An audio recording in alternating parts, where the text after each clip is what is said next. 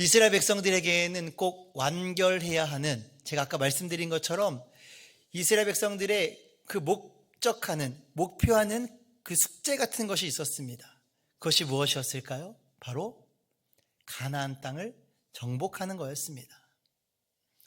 그리고 그 과정, 이스라엘 백성들이 가나안 땅을 정복하는 그 과정 속에서도 하나님께서 그 안에 또 하나의 숙제를 내주신 것이 있습니다. 그것이 무엇인가 하니까 신명기 20장 15절 16절 말씀에 오직 내 하나님 여호와께서 내게 기업으로 주시는 이 민족들의 성읍에서는 호흡 있는 자를 하나도 살리지 말지니 곧 헷 족속과 아모리 족속과 가나안 족속과 브리스 족속과 휘 족속과 여부스 족속을 내가 진멸하되 내 하나님 여호와께서 내게 명령하신 대로 하라 라고 하신 이 말씀과 같이 가나안 땅에 있는 주민들을 어떻게 하라고요?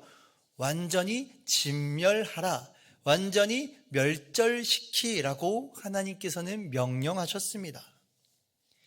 애굽의 포로 생활에서 벗어나서 이 광야 생활을 지나 이제 약속의 땅인 가나안 땅, 이 정복 전쟁도 또한 그들에게는 거침이 없었습니다.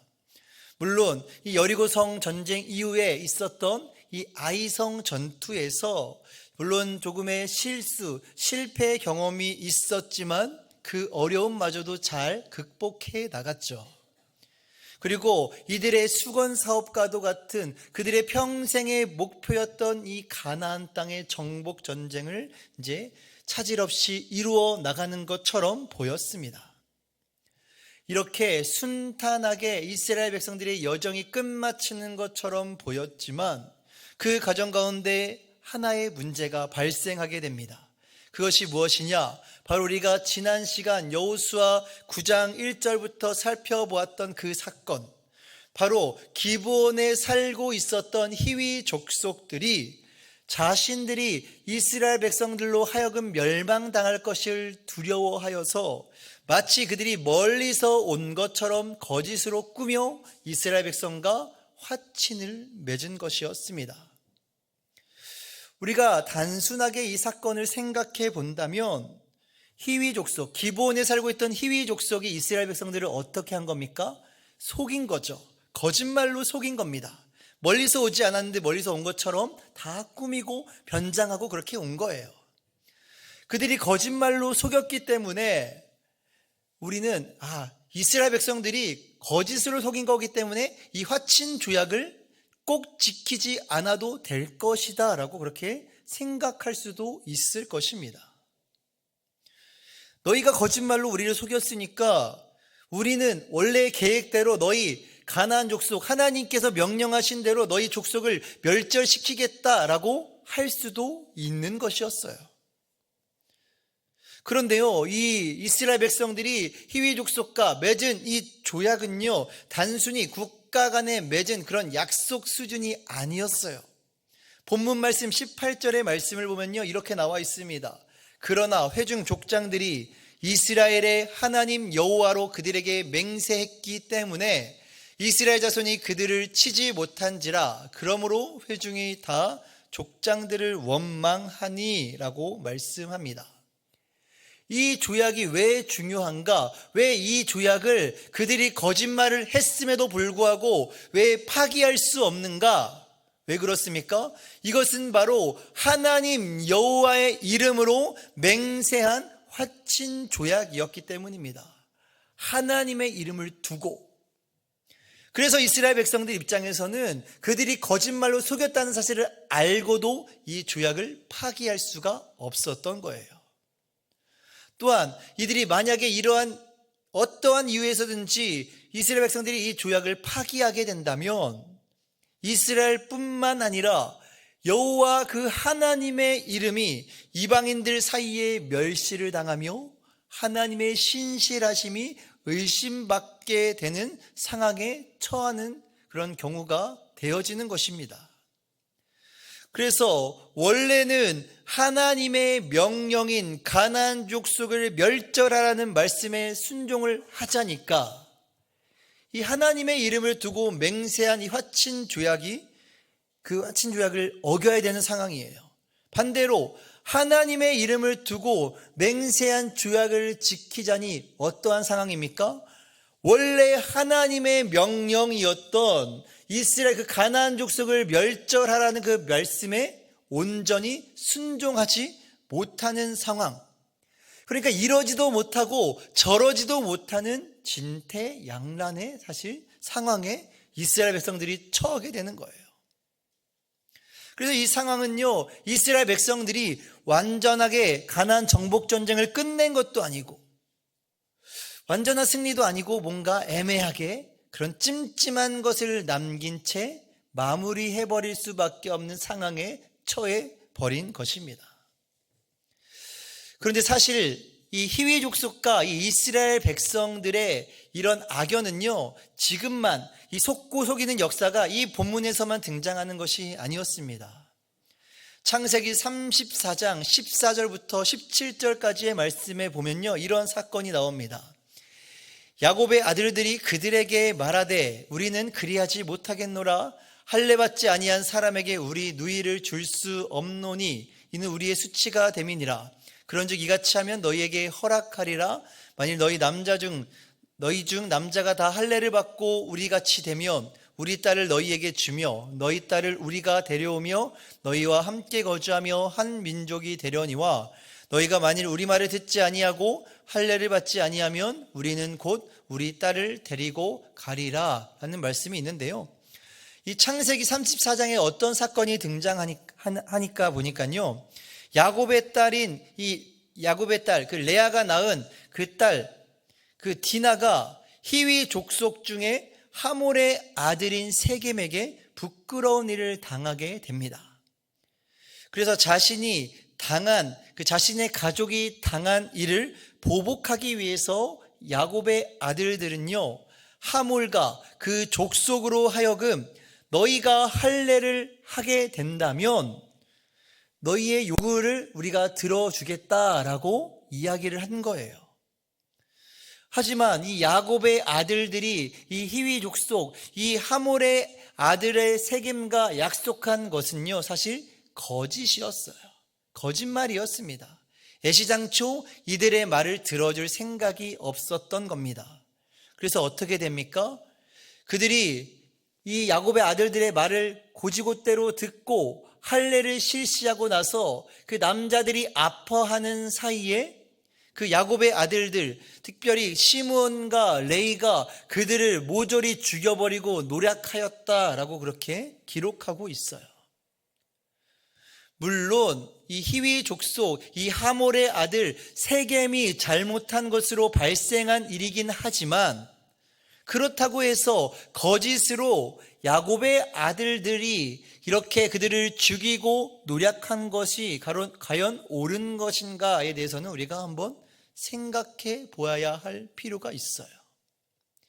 이렇게 히위 족속과 서로 속이고 그 속임을 당하는 그 역사적인 사건, 그리고 현재 일어나고 있는 이 사건의 결말은 어떻게 됩니까? 결과적으로 오늘 본문에서 이 히위 족속의 결말은요, 화친을 맺었기 때문에 멸망당하지 않습니다. 다른 가나안 족속과 같이 멸망을 당하지는 않아요. 그런데 오늘 본문 27절의 말씀처럼 이들은 이렇게 됩니다. 그날에 여호수아가 그들을 여호와께서 택하신 곳에서 회중을 위하며 여호와의 제단을 위하여 나무를 패며 물을 깃는 자들로 삼았더니 오늘까지 이르니라. 여호수아는요, 이 히위 족속들에게 그들에게 이스라엘 내에서 회중들과 여호와의 제단을 위해서 나무를 패며 물을 깃는 자들로 그들을 삼게 돼요. 그러니까 이들은 이스라엘 백성들과 함께 하기는 했지만 그때 당시에 가장 천하고 힘든 일이라고 여겨졌던 그 일에 종사하게 되는 민족으로 전락해 버리고 만 것입니다. 목숨은 건졌을지는 모르겠지만 그들의 고된 삶이 시작되었고 오늘까지 이르게 되었다라고 그렇게 성경은 기록하고 있어요. 그렇다면 우리는 과연 이 이스라엘 백성과 이 히위족 속에 속고 속이는 이 역사와 그 과정 속에서 어떠한 교훈을 발견할 수 있을까요? 그것은 바로 목적이 선하려면 과정도 선해야 한다라는 것을 우리는 이 본문의 말씀을 통해서 발견할 수가 있는 것입니다. 다시 말해서 이전에 야곱의 아들들이 자신의 누이에 대한 복수를 할 때도 마찬가지고요. 히위 족속이 자신들이 멸망당하지 않기 위해서 선택해야 했던 방법도요, 사실 거짓이 아니라 선한 방법으로 이루어져야만 했다라는 것입니다. 우리나라 말에 이런 말이 있죠. 뭐로 가도 어디만 가면 된다? 그렇죠. 서울만 가면 된다. 이 말의 그 뜻이 무엇입니까? 이 말이 의미하는 것이 무엇이에요? 어떠한 방법과 수단과 방법을 가리지 않고 서울만 가면 된다는 거예요. 목적지만 가면 된다라는 거예요. 비행기를 타고 가든 기차를 타고 가든 걸어서 가든 어떻게 하든지 간에 서울만 가면 된다라는 거예요. 어떠한 방법을 써서라도 내가 목적한 바를 이루기만 하면 된다라는 말입니다. 그런데요, 세상은 이렇게 말할 수 있어요. 믿지 않는 사람들이 이렇게 이야기할 수 있습니다. 그들이 이렇게 해도 아무런 문제가 되지 않아요. 그들이 법적인 절차, 어떤 규칙과 규범 안에서 그것들을 행했다면 그것은 문제가 되지 않습니다. 왜냐하면 그들의 믿지 않는 사람들의 삶의 기준과 그들의 생각은요, 그들이 마음에 가는 대로 내 생각대로 하면 된다라고 그렇게 여기고 있기 때문입니다. 그렇다면 문제는 무엇이냐? 우리 믿는 사람들이에요. 우리 그리스도인들은 달라야 합니다.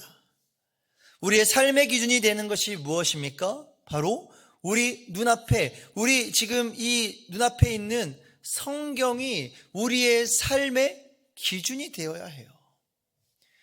영어 단어 중에요, 캐논이라는 단어가 있어요. 캐논.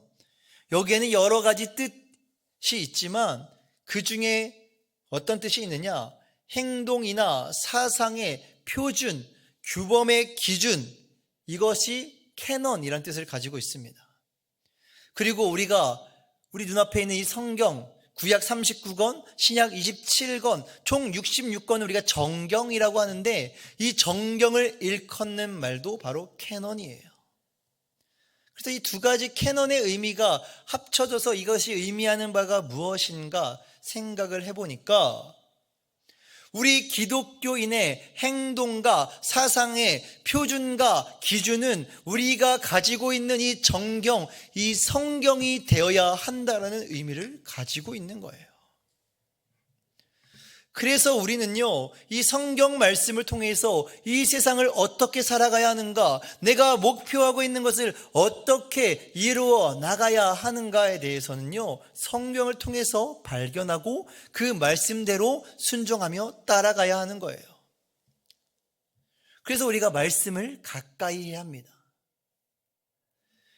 제가 예전에 한번 말씀드린 적이 있었던 것으로 기억합니다. 그리고 제가 최근에도 우리 청소년 교회 친구들에게도 이야기한 적이 있는데, 이 우리가 말씀을 가까이 하는 방법, 여러 가지 방법이 있겠지만 크게 5가지 방법이 있다고 제가 말씀드린 적이 있어요. 제가 만들어낸 건 아니고요, 내비게이터 선교회에서 이 말씀의 5가지 손이라는 것을 가지고 우리가 말씀을 어떻게 가까이 할 수 있는가에 대해서 이야기를 하고 있어요. 첫 번째는 무엇이냐면 듣기예요. 듣기. 말씀을 듣는 거죠. 로마서 10장 17절 말씀을 보면요, 믿음은 들음에서 나며 들음은 그리스도의 말씀으로 말미암았느니라 라고 말씀합니다.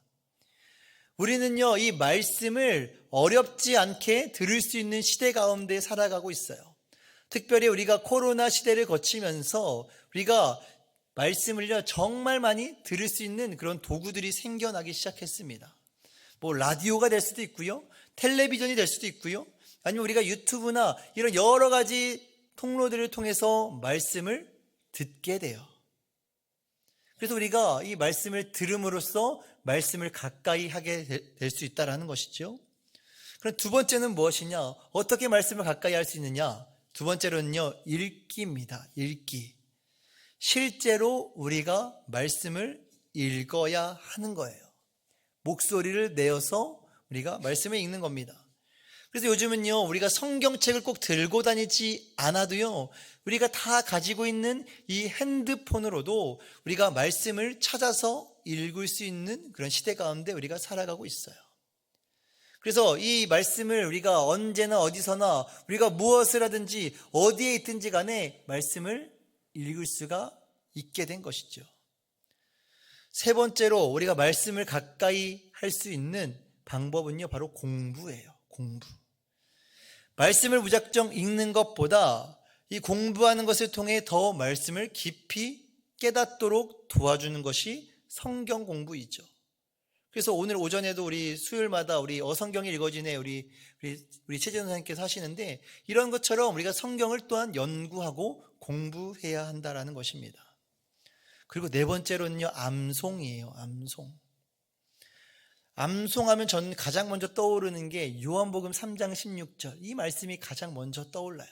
제가 어린 시절부터 계속해서 암송했던 것. 그래서 제가 이것은요, 다들 여기 아마 신앙생활 오래 하신 분들은요, 암송하라 그러면요, 다른 거는 다 몰라도 이 요한복음 3장 16절들은 아마 다 암송하실 거예요. 더 많이 암송하시는 분들도 계시겠지만요. 이 암송은요, 우리의 삶에 있어서 영적 전쟁의 가장 강력한 무기가 되는 것이 사실 암송이에요. 그리고 우리가 전도를 할 때도 마찬가지고요. 이게 참 유용한 말씀을 가까이 하는 방법, 또 말씀을 전할 수 있는 도구가 되는 것이 또한 이 암송인 거예요. 그리고 마지막으로 다섯 번째는 바로 묵상입니다. 이 묵상은요, 단순히 말씀을 읽는 것뿐만이 아니라 말씀을 읽으면서 그 의미를 깊이 생각해보며 되새기면서 내 삶에 적용하는 방법이 바로 이 묵상이에요.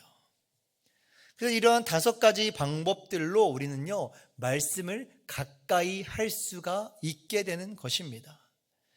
이러한 방법들로 우리의 삶 가운데 하나님의 말씀으로 가득 채워진다면 우리는 가장 힘들고 어려운 순간, 마치 이스라엘 백성들이 가나안 정복 전쟁 가운데에서 이 히위 족속들이 화친 조약을 맺으러 올 때에도요, 이들이 하나님의 말씀을 기억하고 그들의 말씀을 따라 살아갔다면요, 이런 섣부른 실수를 저지르지는 않았을 거예요.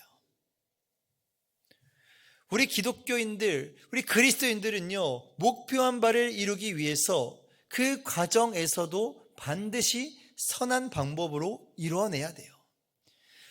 설령 우리의 삶 가운데 피해와 손해가 있다라고 할지라도요, 그것이 그 목표한 바가 있다면 누군가를 속이고 피해 주면서까지 이뤄내는 방법은 그리스도인으로서 올바른 모습이 아닐 것입니다.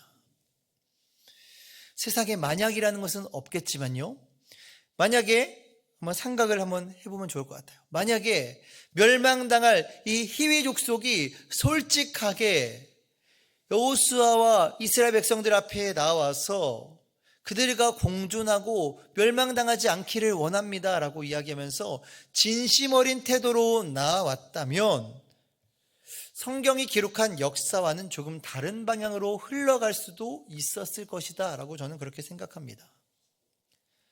진실은 언젠가는 밝혀지게 되죠. 아무리 과학이 발달하지 않은 이 여호수아 시대에서도요, 이 히위 족속의 거짓말은 얼마 지나지 않아 들통나게 돼요. 여호수아를 비롯한 이스라엘 백성들은요, 자신들이 속게 된 사실을 알게 됩니다. 국가 간의 조약을 체결할 때 상대방의 국가를 예방해야 되는, 방문해야 되는 관습이 있었어요. 그래서 이 과정 속에서 이 사신으로 온 히위족 속의 나라를 방문하게 되었는데, 보니까 불과 아이성에서 이 3일 거리에 있다라는 사실을 발견하게 된 거예요. 그래서 여호수아는 히위 족속에게 이렇게 묻습니다. 22절 말씀입니다. 여호수아가 그들을 불러다가 말하여 이르되 너희가 우리 가운데 거주하면서 어찌하여 심히 먼 곳에서 왔다고 하여 우리를 속였느냐. 여호수아는 그들을 불러다가 이야기합니다. 왜 우리들을 속였느냐라고 묻습니다. 그런데요, 히위 족속 입장에서는요, 이것은 무엇이 걸린 문제예요? 생존이 걸린 문제였습니다. 생존을 위해서 사실 히위 족속의 입장에서는요, 이것저것 따질 입장은 아니었어요. 어쩌면 히위 족속의 입장에서는 나름대로 생존을 위한 최선의 방법을 선택한 것이다 라고 이야기할 수 있을지도 모르겠어요. 여기에 여호수아는 이들에게 이런 저주를 내립니다. 23절 말씀입니다. 그러므로 너희가 저주를 받나니 너희가 대르리어 종이 되어 다 내 하나님의 집을 위하여 나무를 패며 물을 깃는 자가 되리라 하니 라고 말씀하죠. 앞서 말씀드린 것처럼 여호수아를 비롯한 이스라엘 백성들을 기만하고 속임수를 사용한 그들이 해야 되는 일은요, 나무 패기와 물을 깃는 일이었습니다. 힘들고 어려운 일이었어요. 물론 레위인들을 도와서 하나님의 성막을 돕는 귀한 일이기는 했지만 그들의 몸은 고될 수밖에 없었을 거예요. 그리고 뿐만 아니라 이들이 감당해야 하는 일은 본인 자신들 뿐만 아니라 대를 이어서 자신의 자손, 자녀, 후손들까지도 이 일을 계속해서 감당해야만 했습니다. 그런데 이러한 일에 대해서, 이러한 여호수아의 말에 대해서 히위의 족속에게는 선택의 여지가 없어요. 자신들뿐만 아니라 후손들이 이 일을 감당해야 하는 이 일에 대하여서 덤덤히 이 일을 받아들이게 돼요. 그래서 25절에 이렇게 말씀하죠. 보소서, 이제 우리가 당신의 손에 있으니 당신의 의향에 좋고 옳은 대로 우리에게 행하소서 한지라. 그러니까 이 말을 들었을 때 아마 이들은요, 이스라엘 백성들을 속일 때부터 이 정도의 각오는 했을 것이다 라고 보입니다. 어쩌면 이들도 영원히 이스라엘 백성들을 속일 수 없다라는 사실을 알고 있었겠죠. 그러니까 화친조약만 어찌어찌 맺으면 그 다음부터는 어떻게도 상관없다라는 거예요. 이스라엘 백성들이 화친조약을 깰 수 없다라는 사실을 그들도 알고 있었을 겁니다. 그렇게 자신의 운명을 받아들이며 당신의 의향대로 행하라고 말씀하고 있어요.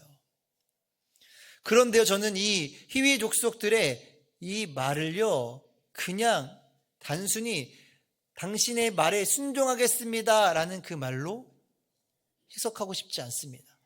그 안에 담긴 또 다른 히위 족속의 속셈이 담겨져 있어요.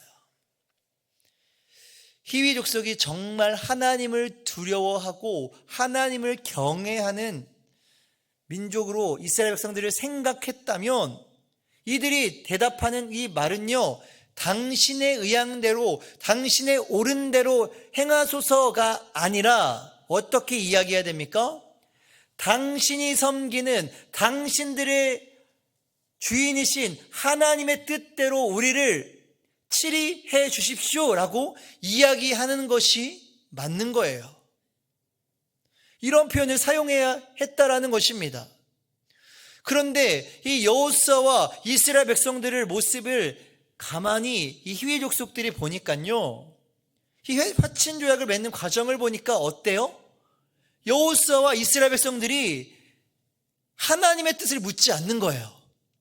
이 중요한 순간에 하나님의 뜻을 묻지 않는 것을 보면서 히위 족속은 이들이 무엇을 요구하든지 간에 이들에게 이야기할 때 이렇게 이야기하면 어떻게 나중에 다시 속여서 이 일을 벗어날 수 있겠구나라고 생각하고 이렇게 이야기한 거예요. 주변에 여호수아를 돕는 고위 지휘자 또한 여호수아도 마찬가지로 어느 누구도 하나님께 묻지 않아요. 여호수아가 하나님께 묻지 않는 것에 대해서 다른 이스라엘 백성들도 왜 하나님께 묻지 않습니까? 라고 반박하는 사람이 아무도 없었습니다.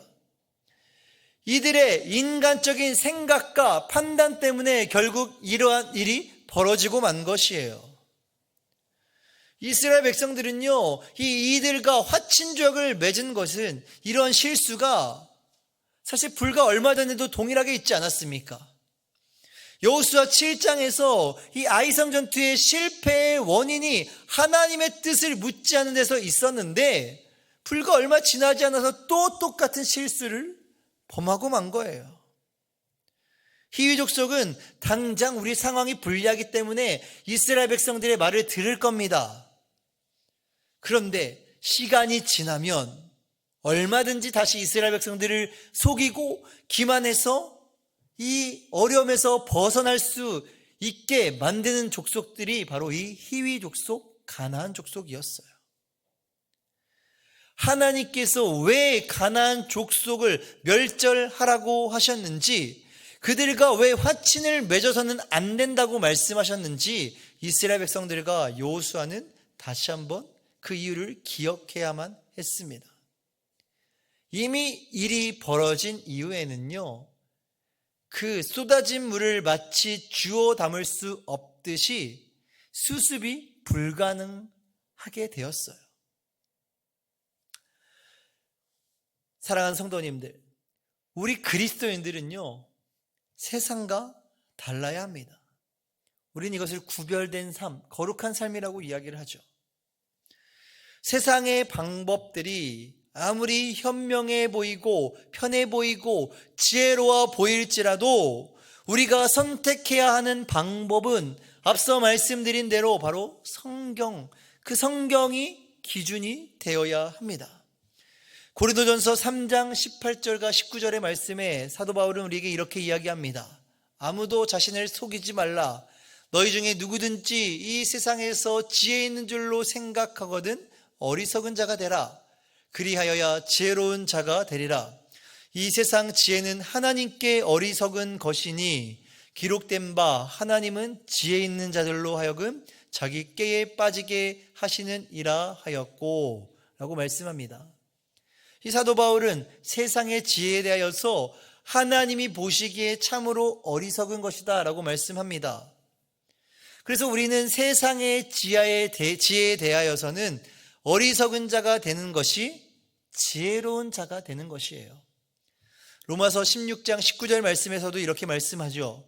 너희의 순종함이 모든 사람에게 들리는지라. 그러므로 내가 너희로 말미암아 기뻐하노니 너희가 선한데 지혜롭고 악한데 미련하기를 원하노라 라고 말씀합니다.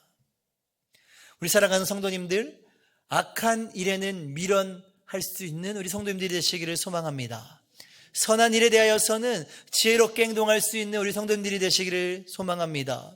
이것이 오늘 본문에서 말씀하고 있는 이스라엘 백성들의 실패와 히위 족속들의 실패를 우리의 삶 가운데에서 답습하지 않을 수 있는 비결이 되는 것이에요. 우리의 삶이 사람의 어떠한 사람에 의해서 좌지우지되는 것이 아니라 오직 하나님의 말씀을 따라 움직이며 순종하며 나아갈 수 있는 우리 여기 계신 우리 모든 성도님들이 되시기를 주님의 이름으로 간절히 축원합니다. 우리 시간 함께 통성으로 기도하며 나아가기를 원합니다. 우리 다시 한번 통성으로 기도하며 나아가실 때